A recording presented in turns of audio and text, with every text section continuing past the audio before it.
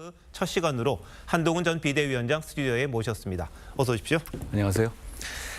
자, 오늘 밤에 화성 가신다고 그러시던데 네, 정치인으로서 어떤 느낌 드십니까? 이번 화재에 대해서요. 화성 화재 참사에 대해서 돌아가신 분들 그리고 명복을 빕니다. 그리고 피해자들과 유족들 그리고 남은 분들 실종자들에게 다시 실종자의 가족분들에게 위로의 말씀도 드립니다. 우리가 집권 여당의 정치인의 한 명으로서 이런 참사가 일어나는 것에 대해서 더 막지 못하는 점에 대해서 죄송하다는 말씀을 드립니다. 네, 정치를 하는 목적이 아마 국민을 위한 걸 텐데 그렇습니다. 이런 것들 막으셔야 될 텐데 그죠? 예. 자, 그럼 어제 기자회견 얘기부터 한번 해보겠습니다. 죽기 딱 좋은 자리지만 헌신하겠다 이런 표현을 쓰셨습니다. 근데 총선 패배에 대한 책임 인정하십니까? 저에게 책임이 있습니다. 원인은 분석하셨습니까?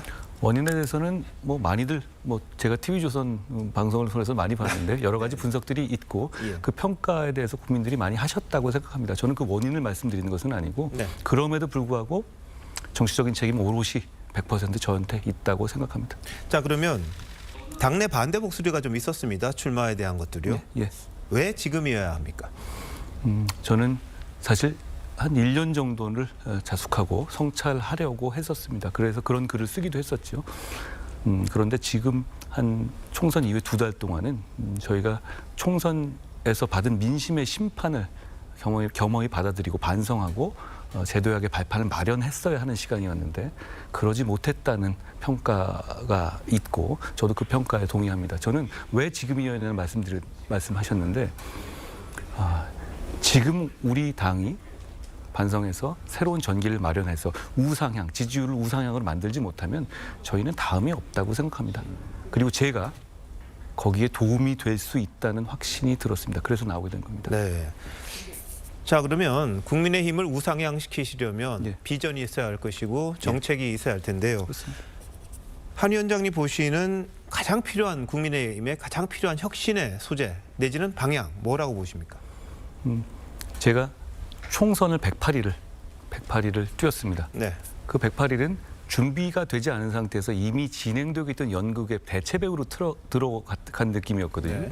그러다 보니까 부족한 게 참 많이 보였습니다. 저희가 수도권 정당이 아닌 점, 청년 정당이 아닌 점, 그리고 지역에서의 기반을 다지는 구조가 아닌 점, 그리고 정책 기능이 많이 무너져 있는 점, 여의도 연구원 등을 비롯해서요. 그리고 저변 확대가 총선에 임박해서만 반짝으로 이루어지고 그런 분들이 제대로 관리되지 않는 점들이었습니다. 그런 부분들에 대해서 제가 총선을 지휘하면서 저한테 제가 본격적으로 총선을 지휘하기 전에 몇 달 정도의 체제를 정비할 시간이 있었다면 어땠을까 하는 아쉬움이 많이 있었습니다. 그때 제가 느꼈던 부분들을 이번에 제가 당대표가 되게 되면 아주 실용적이고 효율적으로 개선해 보려고 합니다. 네. 자, 그런데 대선 나오실 거죠? 저는 그걸 지금 말할 문제는 아니라고 생각합니다. 저는 대선은 우리 진영과 우리 국민의힘을 지지하시는 분들이 열망이라고 생각해요. 정권 재창출이. 그러면 전략적 차원에서 될 만한 사람이다. 난 무조건 나와야 한다고 생각합니다. 그런데 그게 아직 저인지는 지금 단계에서 말할 수 없습니다. 만약에 1년 뒤쯤에 그게 저다. 당연히 전 나옵니다. 만약 그 1년 뒤쯤에 그게 나경원이다. 당연히 나오라고 저는 등을 떠밀 거고 원희룡, 윤상현이든 마찬가지입니다. 자, 그러면 지금 내년 9월이면 대표직 물러나야 합니다. 당원에 따라서요. 대선에 나간다면 그렇게 네, 되겠죠. 그렇게 되는데 그 기간이라도 충분하다고 보십니까? 1년의 기간 동안에 저희가 우상향의 곡선을 만들지 못하고 1년의 기간 동안에 승리의 기반을 만들지 못하면 그건 안 되는 겁니다. 저는 지금 나머지 6개월 저희가 지금 굉장히 힘든 상황이 네. 연말까지 예상되고 있지 않습니까? 그리고 국회 상황을 오늘도 보셨지만 정말 돌파구를 못 찾고 있죠. 그렇다면 지금 상황에서 뭐든 해내지 못하면 다음 기회는 없습니다. 저는 이렇게 생각합니다. 지금 저희가 3대 0으로 축구를 지고 있고 후반전에 왔습니다. 네. 그러면 똑같은 포메이션으로 똑같은 수비수 그대로 두고 그렇게 해가지고 그냥 지는 겁니다. 여러 가지 시도를 해봐야 되고 여러 가지 반성과 혁신의 시도를 해야 한다고 생각합니다. 자, 그래서 아마 한 위원장께서 내세운 게 해병대원 특검법을 좀 선제적으로 하자 이런 취지인 것 같습니다. 그렇습니다. 당내에서는 반발도 있고 당원들도 썩 그렇게 좋게 보지는 않을 수도 있습니다. 왜 이 이야기를 꺼내신 겁니까?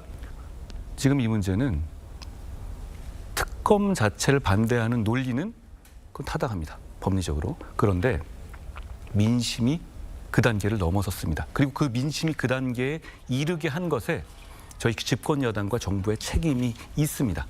몇 번 국민들의 의혹이 풀어드릴 수 있었던 계기를 놓쳤고 오히려 증폭시켰습니다. 그렇다면 지금 단계에서 법리로만 얘기하는 것 가지고 지금의 어려움을 타개할 수 없다고 생각합니다. 그러니까 지금 상황은 특검을 찬성하는 쪽과 특검을 반대하는 쪽의 구도로 되어 있습니다.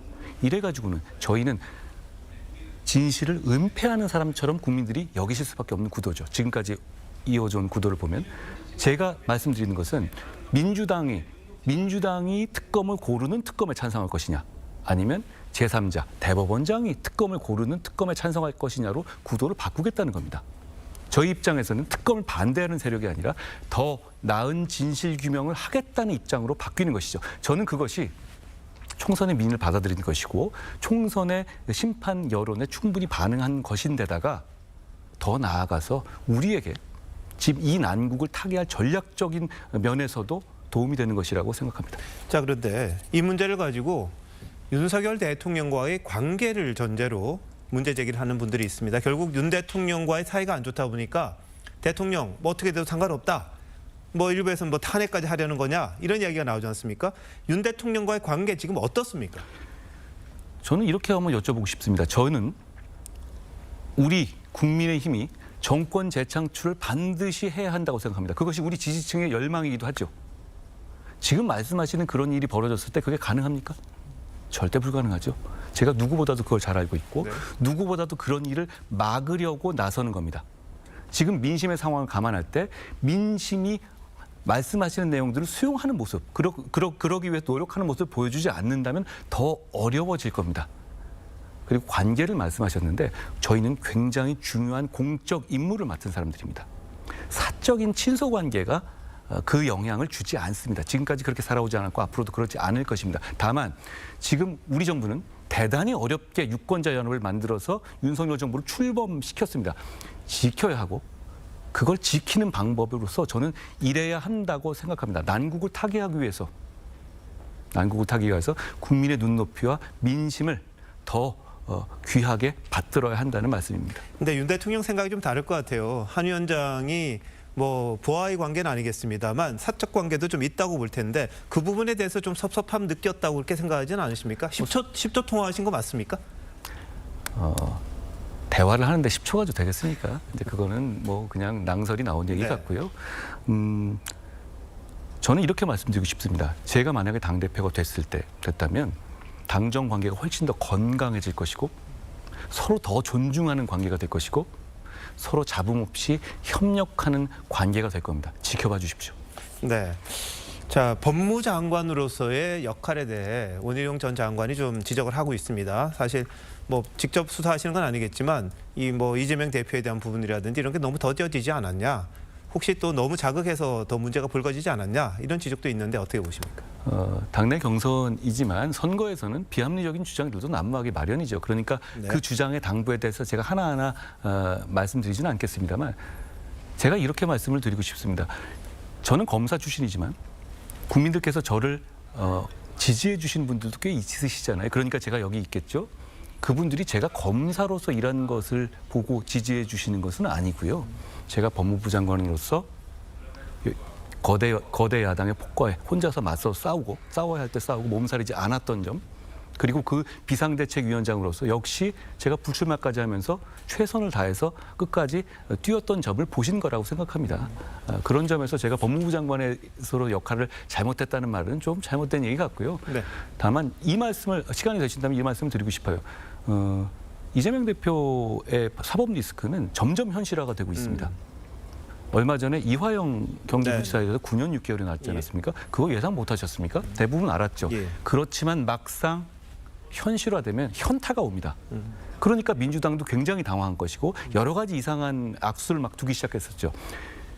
측근에게 선고된 형만으로도 그런데 앞으로 한 2개월, 3개월, 9월, 8월 정도가 되면 위증교사 사건이 1심 선고됩니다. 네. 선거법 위반 사건도 선고되죠. 그랬을 때는 예상됐던 경우라도 대단한 타격이 있을 것이고, 그럼 그런 상황이 이미 그 지금까지 수사로 인해 가지고 누적된 상황으로 인해 가지고 하나하나 현실화되는 겁니다. 오히려 저는 지금 생각해야 될 점은 그때 저는 많은 중도의 국민들께서 이재명 대표에 대한 지지를 철회하고 이탈하실 거라고 생각합니다. 알겠습니다. 그런데 그때 예.